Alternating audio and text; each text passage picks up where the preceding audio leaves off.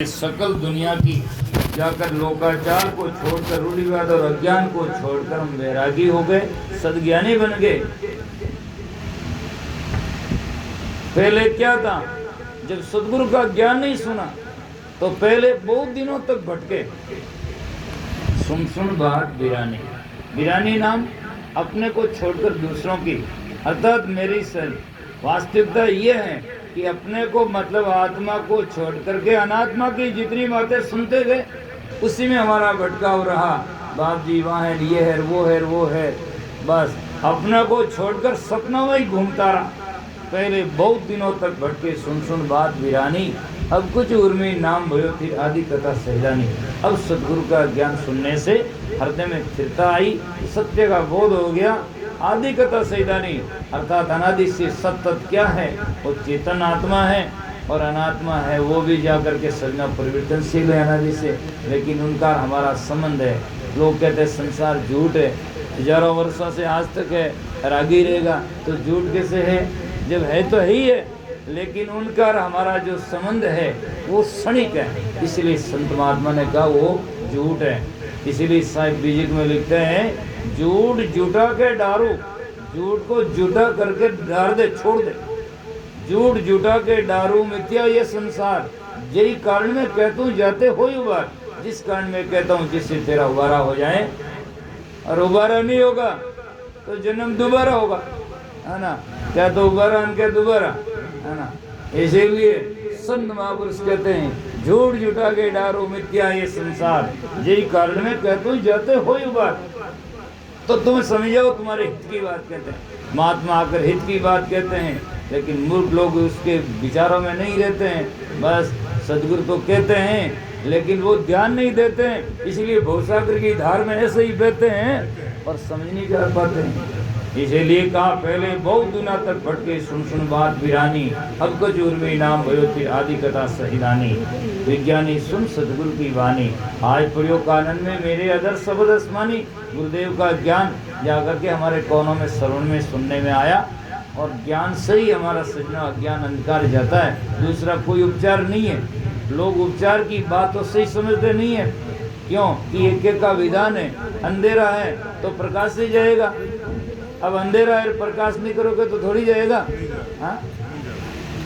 अब अंधेरा है प्रकाश तो करता नहीं है, और मंत्र बोले गायत्री ओम रिंग लिंग भूर्वे स्वदेव उनु मंत्र, अंधेरा थोड़ी जावे।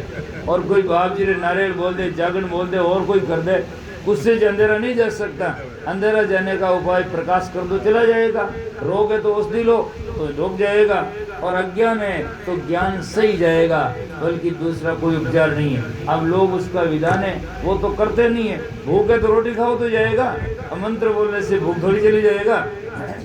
लेकिन लोग कहते हैं बस ये कर दो चला जाएगा, मैल है तो सफाई करोगे तो जाएगा। इसीलिए तो विधान समझना चाहिए। तो कहते हैं आज प्रयोग कानन में मेरे अदर शब्द आसमानी, जड़ चेतन की ग्रंथि छूटी।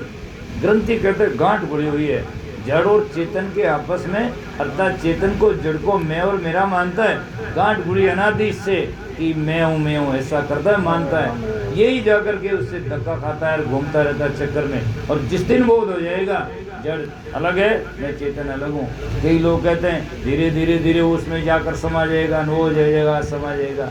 नहीं तो समझ सकता है, और समझ जाएगा तो निकला क्यों और निकल जाएगा। ये कोई इसका अंत नहीं आएगा जब तक वास्तव में संत नहीं आएगा। इसलिए झंझट मारी है, इससे नहीं होता है। मान पुरुषों ने कहा जड़ चेतन की ग्रंथि गोली, चेतन सदा चेतन ही रहती है और जड़ जड़ी रहते हैं। जैसे मोटरसाइकिल और ड्राइवर है, अनादि ये हजारों वर्षों के बाद में भी मोटरसाइकिल ड्राइवर नहीं बन सकती है, और ड्राइवर मोटरसाइकिल नहीं बन सकता है, दोनों अलग अलग ही है। जा करके उसमें समझने का विषय सूक्ष्म से सूक्ष्म होता है, जड़ नहीं आकर हो सकता है, जड़ से सूक्ष्म नहीं हो सकता। तो जड़ चेतन की ग्रंथि छूटी, अब चेतन में समझ में आया कि जड़ है और ये मैं और मेरा नहीं है, ये सदा सदा के लिए अलग सत्ता है। तो संत महापुरुष जड़ का मैं तो चेतन सही है, चेतन न हो तो जड़ कौन देखे, कौन समझे।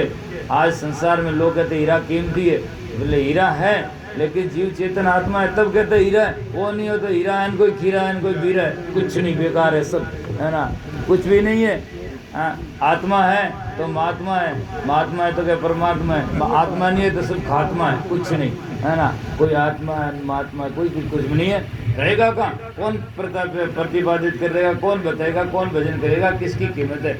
आज सूर्य चांद की भी लोग कहते बहुत ही है, लेकिन सूर्य चांद को समझने वाला हो, मनुष्य है तो कहते सूर्य उदय हो गया, बाकी मनुष्य नहीं हो तो उसकी क्या कीमत? कोई कुछ भी नहीं है। आज धरती कितनी कीमत है? लोग कहते लाखों रुपए है, लेकिन मनुष्य ने तो कौन उस धरती को जोते, कौन खोदे, कौन कमाए, कौन क्या करे? मतलब कहने का तात्पर्य ये है कि आत्मा से सबकी संसार में कीमत है, और वो नहीं है तो कोई किसी की कीमत वास्ते आगे नहीं जा सकती।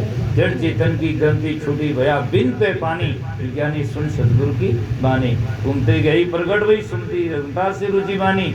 रमता राम से हमारी रुचि हो गई, अर्थात उसमें हमारी निष्ठा हो गई। जिनमें सुबह लोग कहते हैं राम क्या है? राम तो रमतीत राम, गटगट में रमने वाली सत्ता का नाम है। जो राम को, सत्य को, चेतन को, बोध को, नामों में बहुत भ्रांति हो सकती है, लेकिन वस्तु में से चेतन सत्ता एक ही है, जीव है, आत्मा है। तो संत महापुरुष आने कहता रमता राम रे मेरा रमैया, जहाँ जहाँ बहुत सारे शब्दों में। और सदगुरु कबीर साहब ने कहा हृदय बसे तेरी रामन जाना। कबीर साहब के शब्द एक सूत्र है, जैसे गणित में सूत्र लगता तो तुरंत उत्तर आ जाता है ना। एक शब्द ही बहुत है, कहे कबीर ते उबरे जाइन मोह समाई, वो उबर जाता है जिसके हृदय में मोह समाता नहीं है। करो विचार विकार पर हर तरन तारण सोई, क्या कबीर भगवंत भजन द्वितीय औरण कोई। यदि आप करोगे, हिंदू वेद पुराण पढ़े, सब मुसलमान कुराना, क्या कबीर दो पढ़े नरक में जिन हरदम राम नहीं जाना। चाहे पुराण पढ़ो, चाहे पुराण पढ़ो और जाकर के सजने लास्ट में जड़ोन गढ़ो, लेकिन संतों की बात को समझो तो आगे बढ़ो, नहीं तो आगे कुछ नहीं। ऐसा कहते हैं, सही है। इसीलिए संत महापुरुष कहते हैं घूमती गई प्रकट वही सुनता रमता से रुचि मानी, लालच लोभ मोह ममता की मिट गई खेचा तानी। अब लालच और लोभ और मोह और ममता की खेचा तानी खत्म हो गए। ये लोग वाचक ज्ञान तो बहुत सारे कर सकते हैं, लेकिन जब तक आचरण में आएगा तब ये उनका निशाना है, उसमें लालच की, लोभ और मोह और ममता की निशानी खत्म हो जाएगा। वो नहीं करेगा ऐसा। लोग, मैं मेवाड़ में रहता हूँ, लोग कहते हैं अरे ये बड़ा विद्वान है, आदमी विद्वान है। विद्वान तो डिग्रियां होती है, डिग्रियां तो कागजा में होती है, आचरण में डिग्रियां नहीं होता क्या होता है ना। डिग्रियां से कोई थोड़ी हो जाता है। विद्वता से कल्याण नहीं होता, कल्याण तो साधुता से होता है, विद्वता से नहीं। विद्वता तो जाकर के सजना केवल कागजा में लिखी पड़ी है, शास्त्रीय सटशास्त्रीय और कोई हो, मैं नहीं वो कितने के प्रदेश विद्या का अवहेलना नहीं करता, पर लेकिन जीवन में जाकर के विद्या हो और जीवन में समझे तो विद्या विद्या, नहीं तो विद्या या विद्या ही होती है क्या है जा करके। इसीलिए कबीर साहब को कहना पढ़ना लिखना है नहीं है सत्संग का खेल, चार वेद जन हृदय बसे जिनके है सदगुरु से मेल, है ना। तो ये है संसार में। सदगुरु कबीर साहब कहते हैं चंचल मन निश्चल हो बैठा, सुरती निर्दी ठहरानी, सब उनका स्थिर हो जाता। चंचल मन निश्चल हो बैठा, सुरती निर्दी ठहरानी, कहीं कबीर दया सदगुरु की मिली अटल राजधानी। सदगुरु की दया हो, उनकी कृपा हो, उनका ज्ञान हमारे जीवन में, तो अटल राजधानी। अटल राजधानी क्या है? राजाओं का राज सब निकल गया, अटल राजधानी तो ज्ञान है, उसका जब हमारे जीवन में आ जाएगा तो कभी भी ये हमारा राज ये तय करके संसार में हटेगा नहीं। सदगुरु संत सिपाही प्रेम प्रीति रा पटरा लिखाया अटल जागीरी पाई, है ना। संता गुरुपद है सुखदाई, निश्चल पद सुखदाई। जो आत्म पद जा निश्चलता का समझ में आएगा, उनका कभी भी राज टलता नहीं, जीवन कल्याणकारी हो जाएगा। ज़्यादा नहीं कहते हुए मैं मेरी वक्तव्य वाणी को यही विराम देता हूँ। सभी संत महापुरुषों के चरणों में वंदन साहेब बंदगी करते हुए सहाय बंदगी